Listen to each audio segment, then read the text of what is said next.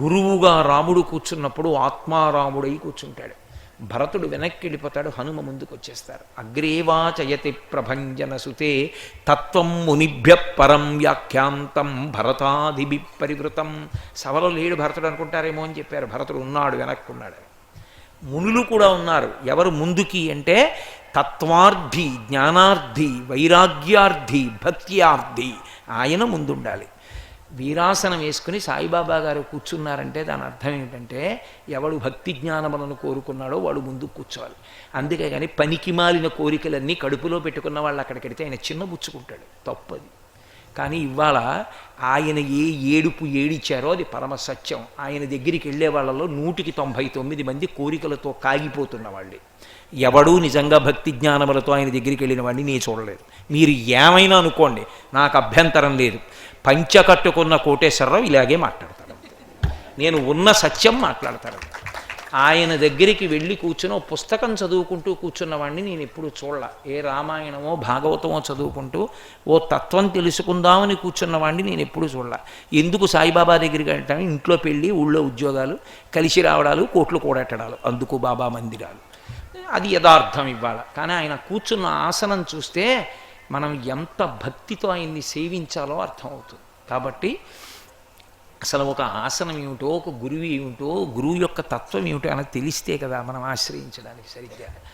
సరే, అందుచేత దశరథ మహారాజు గారు గురువును ఆశ్రయించాడు, వశిష్ఠుణ్ణి. గురువు త్రికాలవేది, తత్వమిరిగినవాడు, దీని బ్రహ్మము. అందుకే మీరు రామాయణం చదవండి, గురువుగారిని చాలామంది అసలు గురువుగారు అని పిలవరు, హే బ్రహ్మన్ అంటారు, లేకపోతే హే భగవన్ అంటారు. అలాగని గురువుగారిని సంతోష పెట్టడానికి అలా పిలవకూడదు కూడా, అందరినీ పిలవకూడదు. నిజంగా ఆయనంత తత్వం ఎరిగినాడు పిలవచ్చు. ఇప్పుడే మీ సంతోషానికి అలా పిలవడం మంచిది కాదు. కాబట్టి అలా వశిష్ఠుడి దగ్గరికి వెళ్ళి అడిగాడు, అయ్యా నాకు సంతానం లేదు, 60,000 సంవత్సరముల వయస్సు వచ్చేసింది, ఎలా నా వంశం నిలబడాలి, ఎక్కడ దోషం ఉంది, ఎందుకు కలగలేదు? మీరు ఎప్పుడు ఒకటి గుర్తుపెట్టుకోవాలి, ప్రాథమిక అవసరములని కొన్ని ఉంటాయి. అవి శరీరం నిలబడడం దగ్గర నుంచి మొదలవుతాయి. ఇప్పుడు ఈ శరీరం ఉందనుకోండి, నా శరీరం, దీనికి ప్రాథమిక అవసరములు అని 3 ఉంటాయి. ఏమిటవి అంటే నీరు, అన్నము, వస్త్రము, 3. ఇందులో వస్త్రమునందే గూడు వస్తుంది, ఎందుకంటే సుఖమునకు స్థానము కాబట్టి. నీరు మొట్టమొదటిది, ప్రాథమిక అవసరాల్లో మొదటిది అన్నం కాదు, నీరు. ఎందుకంటే నీటి గురించి చెప్తూ వేదం ఒక మాట చెప్పింది, ప్రాణములు దేనిని ఆశ్రయిస్తాయంటే నీటిని ఆశ్రయిస్తాయి. అందుకే ఒకడు స్పృహ తప్పి పడిపోయాడు అనుకోండి, స్పృహ తప్పి పడిపోయిన వాడు స్పృహలోకి రావాలంటే అన్నం పెట్టరు, నీళ్లు చల్లుతారు. నీళ్లు చల్లితే స్పృహ వస్తుంది. అంటే నీటికి ప్రాణములను కల్పించగలిగిన శక్తి ఉంటుంది. ఎవరైనా పడిపోయాడు అనుకోండి, ముందు కాసి నీళ్లు తాగిస్తారు. శోషించిపోయాడు అనుకోండి, ముందు కొంచెం నీళ్లు ఇస్తారు. నీరు ప్రాణములకు ధారకములు, నిలబెడతాయి. అలాగే నీటి తర్వాత అన్నం, అన్నం తర్వాత వస్త్రం, గూడు, ఈ 2 ఇవి ప్రాథమిక అవసరములు శరీరమునకు. ప్రాథమిక అవసరములు శరీరమునకు ఎలా ఉంటాయో అలా మనుష్య జీవితమునందు ప్రాథమిక అవసరములు కొన్ని ఉంటాయి. ఆధ్యాత్మిక పురోగతికి, ఆధ్యాత్మికంగా ఎదుగుదలకి తప్పకుండా ఉండవలసినటువంటివి 3 ఉంటాయి. అందులో మొట్టమొదటిది ఆర్తి.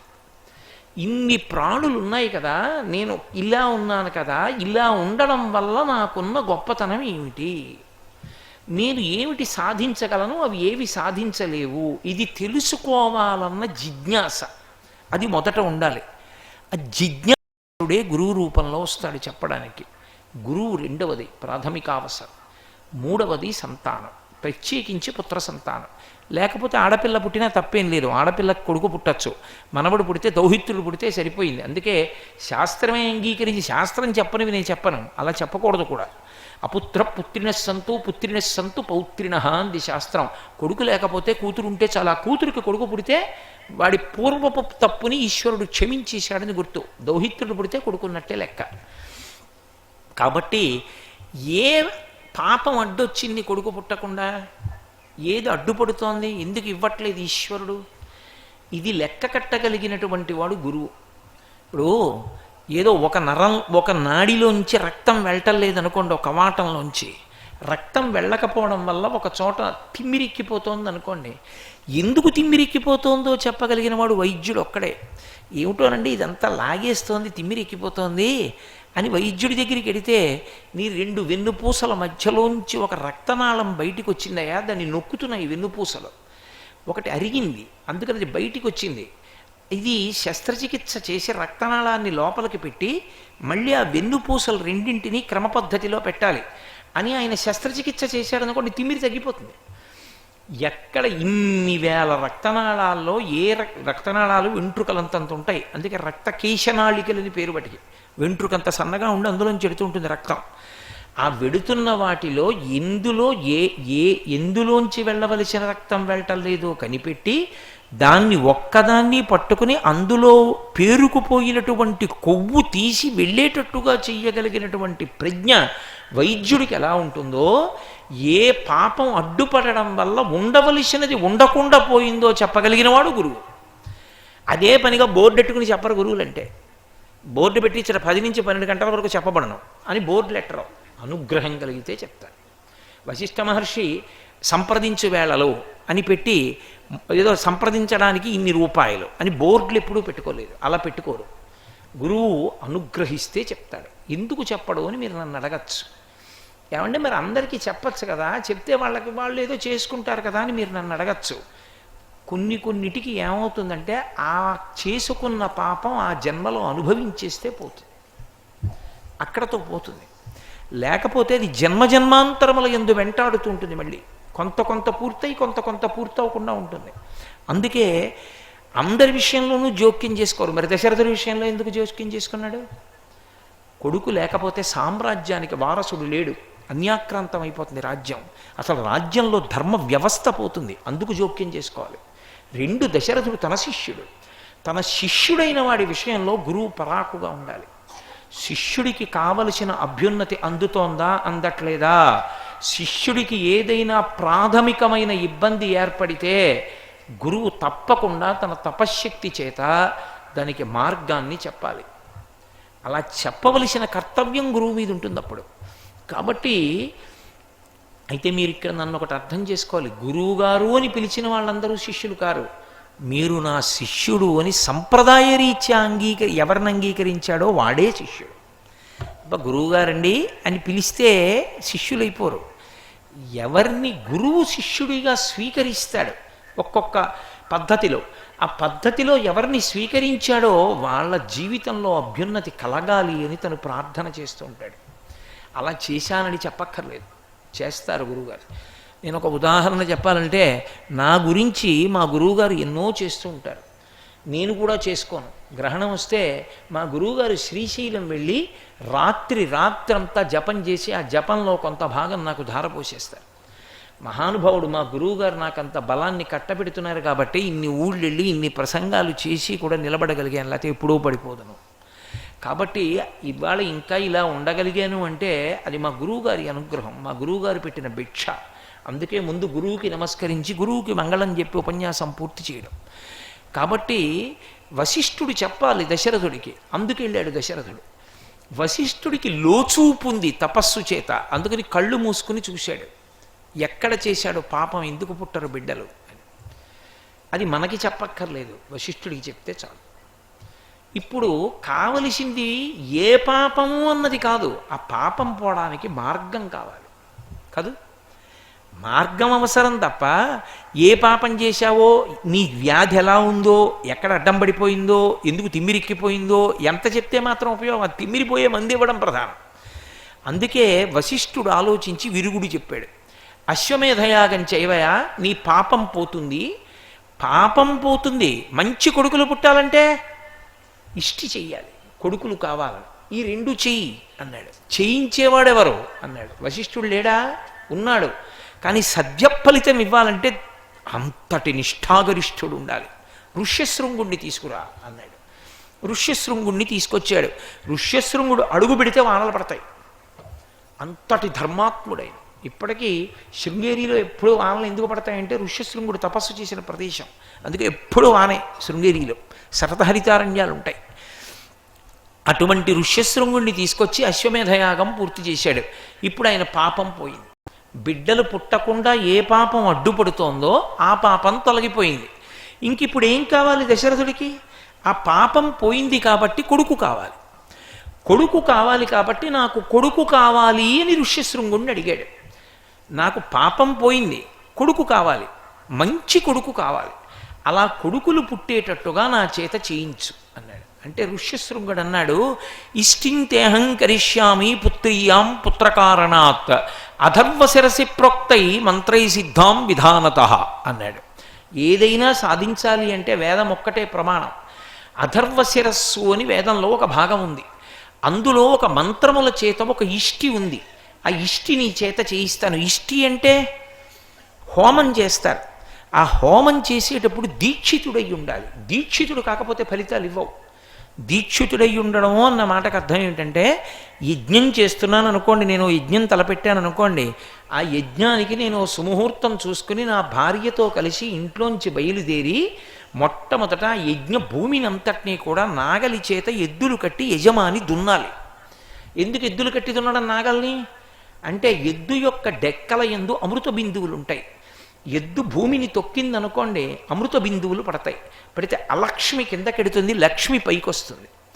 అందుకే వ్యవసాయం చేసేటప్పుడు నాగలి ఎద్దులకు కట్టి ఎందుకు దున్నించేవారంటే, పంట పండడం ప్రధానం కాదు, పంట ఇంటికి రావాలి, ఇంటికి వచ్చిన పంట ఉండాలి, ఉండి ఆ ధాన్యం 10 మందికి అన్నంగా అందాలి, అందింది జీర్ణం అవ్వాలి, జీర్ణమై బలంగా మారాలి. ఇక్కడ వరకు ఏ అడ్డంకి లేకుండా ఉండాలంటే అలక్ష్మి కిందకి వెళ్ళిపోవాలంటే ఎద్దులు కట్టిన నాగలితో దున్నేవారు. ఎద్దు యొక్క కాలుతో తొక్కితే అలక్ష్మి కిందకెడుతుంది. అందుకే ఎద్దు ముందు భాగంలో లక్ష్మి ఉంటుంది, అందుకే మెడ మీద కాడి పెట్టి దున్నిస్తారు. ఆవుకి వెనక భాగంలో లక్ష్మి ఉంటుంది, అందుకే ఆవుకి ముందు పూజ చేయరు, వెనక పూజ చేస్తారు. ఎద్దుకి ముందు పూజ లేదు, ఎద్దు తొక్కడమే పూజ అంతే. అందుకే ఎద్దు నడిస్తే వెనక నడుస్తారంతే. ఎప్పటికీ శ్రీశైలంలో సుప్రభాతం అయిపోగానే ముందు వృషభం నడుస్తుంది, వృషభం నడిస్తే వెనక నడిచి వెళ్ళిపోతారంతే. అందుకే వృషభము యొక్క పాదముల నుండి అమృతస్రావం అవుతుంది అని వేదం అంగీకరించింది. యజ్ఞదీక్షితుడు అంటారు. ఆ దీక్ష తీసుకుని మంగళవాద్యాలతో వెళ్ళి యజ్ఞశాల ప్రవేశం చేస్తాడు. యజ్ఞం అయిపోయే వరకు ఇంటికి రాకూడదు, పక్కన పాక వేసుకుని అందులోనే ఉండాలి. ఉండి యజ్ఞం పూర్తి చేసేప్పుడు ఇంటికి వెళ్ళాలి. భగవంతుడు అనుగ్రహిస్తే వచ్చే సంవత్సరం అసలు శాస్త్రంలో వేదంలో యజ్ఞం ఎలా చెయ్యాలనుందో అలా ఒక యజ్ఞం కాకినాడ అయ్యప్ప స్వామి దేవస్థానంలో చెయ్యాలి అని ఒక సంకల్పం చేస్తున్నాను. అటువంటి యజ్ఞాన్ని మళ్ళీ ఇంతకాలానికి చెయ్యాలి మనము అని ఒక సంకల్పం ఉంది. కాబట్టి అలా నా చేత నీ చేత ఇష్టి చేయిస్తాను. అధర్వ శిరస్సులో చెప్పారు, పుత్రులు కలగడానికి ఇటువంటి ఇష్టి చెయ్యాలని, దాన్నే పుత్రకామేష్టి అంటుంటారు. ఆ పుత్రకామేష్టి నీతో చేయిస్తాను అన్నాడు. ఇప్పుడు పుత్రకామేష్టి చేస్తే హోమం ఉంటుంది. ఆ హోమ కుండంలో అగ్నిహోత్రుణ్ణి ప్రజ్వలింపజేస్తారు. ఆ అగ్నిలోకి హవిస్సు ఇస్తారు. ఆ హవిస్సు ఒక్కటి కాదు, ఆజ్యంతో కలిపి ఇవ్వాలి. ఆజ్యం అంటే ఆవు నెయ్యి, ఆవు నీతితో కలిపి హవిస్సు వేస్తే దాన్ని హవ్యవాహనుడై అగ్నిహోత్రుడు పట్టుకెళ్ళి దేవతలకు ఇస్తాడు. వంటలు చేయించేవాడు ఒక ఆయన ఉంటాడండి, వడ్డించేవాడు ఒక ఆయన ఉంటాడు. మీకు పెద్ద ఆశ్చర్యం ఏముంది? ఇప్పుడు మీరు ఈ ఉత్సవాల తర్వాత ఆఖరి రోజున భోజనాలు పెడుతూ ఉంటారు కదా, నారాయణ సేవ అంటారు. భోజనాలు పెడుతున్నాం అనకూడదు, నారాయణ సేవ చేస్తున్నాం అనాలి. నారాయణుడు అన్ని ముఖాలతో వచ్చి తింటున్నాడు కాబట్టి నారాయణ సేవ చేస్తున్నాం అంటారు. ఆదివారం అనుకుంటాను ధర్మరాజు గారు చెప్పారు నారాయణ సేవ. అప్పుడు వండించిన వాళ్ళు ఉంటారు. అంటే వండించినవాడు అంటే దానికి ఏదో ఆ బియ్యం పప్పు ఉప్పు అన్నీ సమకూర్చినవాడు ఉంటాడు. ఆయనే వడ్డిస్తాడు ఏంటి ఇంతమందికి? ఆయనే వడ్డించడు. ఏదో కోలాట బృందం వాళ్ళు వడ్డిస్తారు. వండినవాడు ఒకడైతే వడ్డించినవాడు ఒకడు. అలా యజ్ఞం చేసి హవిస్సు నేమిస్తే దేవతలు తినరు, వాళ్ళకి ఆ లక్షణం ఉండదు. మనం ఇస్తే వాళ్ళు పుచ్చుకోరు. అగ్నిముఖంగా ఇవ్వాలి వాళ్ళకి. అంటే మీరు నన్ను అది ఏమిటంటే అలా ఎందుకు ఉంటుందండి అంటారేమో. పన్ను ఎవరికి కట్టాలి? ప్రభుత్వానికి కట్టాలి. ప్రభుత్వం ఎక్కడుంది అని అడిగారు అనుకోండి, ప్రభుత్వానికి కడతాను. ప్రభుత్వం ఎక్కడుంది? ప్రభుత్వము అని ఒకటి కనపడుతుందా మీకు? ఈ సేవా కేంద్రంలో కట్టేసినటువంటి పన్ను అందిపోతుందా లేదా ప్రభుత్వానికి? ఈ సేవా కేంద్రంలో కట్టింది ప్రభుత్వానికి అందినట్టే అగ్నిహోత్రంలో వేసింది దేవతలకు ఎడుతుంది, అగ్నిముఖంగా వెడుతుంది ఆ హవిస్సు. అందుకని ఆయనకి హవ్యవాహనుడు అని పేరు. త్రూ ప్రాపర్ ఛానల్ అంటారు ఇంగ్లీష్లో. ఆయన పట్టుకెళ్ళి దేవతలకు ఇస్తాడు. కాబట్టి దేవతలు తినాలి కదా. ఎక్కడికో పట్టుకెళ్ళి ఇవ్వడు, అక్కడే ఇస్తాడు. అక్కడే ఇవ్వాలంటే అక్కడ తినాలి కాబట్టి వాళ్ళందరూ వస్తారు. రేపు మీరు ఆదివారం నారాయణ సేవకి మీ అందరు వచ్చి కూర్చుంటేనేనా వడ్డన చేస్తారు? బల్లలు వేస్తారు, మీ అందరూ కూర్చుంటే బిస్తర్లేసి వడ్డన చేస్తారు. అసలు ముందు నారాయణ సేవ చెయ్యాలంటే నారాయణ స్వరూపాలు రావాలా? వస్తేనేనా వడ్డన చేయడం? అలాగే హోమం చేసేటప్పుడు దేవతలు వస్తారు, వచ్చి కూర్చుంటారు. పూర్వం కనపడేవారు, ఇప్పుడు కనపట్టలేదు. ఎందుకని? వాళ్ళు కాదు కనపడకుండా పోయింది, వాళ్ళని చూసే శక్తి మనకు పోయింది. అది అసలు రహస్యం. వాళ్ళు రాలేదనకూడదు, వాళ్ళు వస్తారు, మనం చూడలేం. ఉదయిస్తున్న సూర్యబింబాన్ని ఈ కంటితో చూడగలరు, మధ్యాహ్న బింబాన్ని చూడగలరా? చూడలేరు. నాకు ఆ శక్తి అప్పుడు పోతుంది, మధ్యాహ్న బింబాన్ని చూడలేను. అనుష్ఠానం లేని కారణం చేత, భక్తి లేని కారణం చేత, విచ్చలవిడి జీవనానికి అలవాటు పడిపోయిన కారణం చేత తేజస్సు క్షీణించిపోయి దేవతలు వచ్చినా చూడగలిగిన శక్తి మనకి పోయింది. ఆ రోజుల్లో మనుష్యుల శక్తితో ఉండేవారు కాబట్టి దేవతల్ని చూశారు. ఇప్పుడు ఇష్టి చేస్తానన్నాడు దశరథుడు, ఋష్యశృంగుడు చేయిస్తానన్నాడు. ఇప్పుడు ఇష్టి చేస్తానని అగ్నిహోత్రాన్ని ప్రజ్వలింపచేసేటప్పటికీ దేవతలందరూ వచ్చి కూర్చున్నారు. దేవతలే కాదు, దేవతలతో పాటు గంధర్వులు వచ్చారు. గంధర్వులు అంటే ఎక్కడో ఉంటారు అనుకోకండి. దేవతలు బాగా పైన తిరుగుతారు, గంధర్వులు చాలా కింద తిరుగుతారు. ఆకాశంలో చాలా కింద తిరుగుతుంటారు. చాలా కింద తిరుగుతూ గంధర్వులకు లక్షణం ఉంటుంది. వాళ్ళు ఎప్పుడు ఆడుతూ పాడుతూ మృదంగాలు వాయిస్తూ సంగీత పరికరాలు వాయిస్తూ పాటలు పాడుతూ తిరుగుతూ ఉంటారు. ఆ శక్తి ఉన్నవాళ్ళు, తపోశక్తి కలిగిన వాళ్ళు ఏం చేస్తారంటే కూర్చుని గంధర్వులు వెడుతూ ఆడిన పాడినవన్నీ కూడా తీసి వాళ్ళు స్వరపరుచుకుంటారు, వాళ్ళు రాసుకుంటారు. అదే గాంధర్వ వేదం అంటారు. గంధర్వుల ఆటలు పాటలు విని రాసుకున్నవాడు మొట్టమొదట భరతముని. ఆయన వ్రాసి లోకానికి అందించాడు. అందుకే భరతముని సంప్రదాయంలో వచ్చిందంతా. సామవేదంలో పాటలు వాద్యాలు అన్నీ ఒక క్రమ పద్ధతిలో వచ్చాయి. కాబట్టి గంధర్వులు కింద తిరుగుతారు, దేవతలు పైన తిరుగుతారు. వాళ్ళు వస్తారు హోమశాల దగ్గరికి అందుకోవడానికి అన్నం. వచ్చారు వాళ్ళందరూ. తతో దేవగణాన్ సర్వాన్ తపసాహం ప్రసాదయన్. వాళ్ళందరూ కూడా వచ్చి పెట్టినటువంటి హవిస్సు తినడానికి కూర్చున్నారు. తతో దేవర్షి గంధర్వాన్. దేవర్షులు గంధర్వులు అందరూ వచ్చారు. భాగం ప్రతిగ్రహార్థం వై సమవేత యథావిధి అన్నారు. వాళ్ళ వాళ్ళ భాగాలు పుచ్చుకోవడానికి కూర్చున్నారు. ఎవరి పేరు పిలిస్తే వాళ్ళు తింటారు. నమో నారాయణ స్వాహ అంటే ఆయన పుచ్చుకుంటాడు, నమో రుద్రాయ స్వాహ అంటే రుద్రుడు పుచ్చుకుంటాడు. ఎవరి పేరు పిలిస్తే వాళ్ళు వాళ్ళందరూ కూర్చున్నారు. ఆఖరణ బ్రహ్మగారు వచ్చారు. బ్రహ్మగారు అంటే చతుర్ముఖ బ్రహ్మ సృష్టి చేశాడు, లోకానికి అంతటికీ పెద్దవాడు ఆయన. మరి అటువంటి ఆయన వస్తున్నప్పుడు అందరూ లేచి నించున్నారు. నేను వస్తుంటే మీరు ఎందుకు నించున్నారు? ఓ గౌరవం. అయ్యో పాపం ఆయన మనకేదో మంచి మాటలు చెప్పడానికి వచ్చాడని గౌరవంతో నించున్నట్టే. సృష్టికర్త కాబట్టి, పెద్దవాడు కాబట్టి, అందరినీ సృష్టించినవాడు కాబట్టి బ్రహ్మగారు వస్తుంటే వాళ్ళు నించున్నారు. అది సభా సంప్రదాయం, నేర్పుతుంది మనకు పురాణం. బ్రహ్మగారు కూర్చున్నారు, అందరూ కూర్చున్నారు. మీ ఊరు కలెక్టర్ గారు వచ్చారనుకోండి, మీరు ఏం చెప్తారు? మీ ఊరు కష్టాలు చెప్తారు. అంతేగాని మేము అందరం బాగున్నాం కాఫీ తాగుతారేంటి అంటారేంటి? అయ్యా మా ఊళ్ళో ఇది లేదండి, కొంచెం మీరు ఇది చేసి పెడితే మేము అందరం సంతోషిస్తూ ఉంటారు. బ్రహ్మగారు కనపడితే దేవతలు మనుష్యులు అందరూ కలిసి ఒక కష్టం చెప్పారు. ఏం చెప్పారు వాళ్ళందరూ? నైనం సూర్య ప్రతిపతి వార్ష్వే బాలిన మారుత చలోర్మిమాలీతం దృష్ట్వా సముద్రోపి నకంపతే అన్నారు. అయ్యా రావణాసురుడికి నువ్వు వరాలు ఇచ్చేశావు. ఆ వరాలు ఇచ్చేసినటువంటి కారణం చేత ఇవాళ రావణుడు ఎంత బలవంతుడైపోయాడంటే ఆయన వెళ్ళి నిలబడితే సముద్రంలో తరంగాలు రావడానికి వీల్లేదు, భయపడిపోతోంది.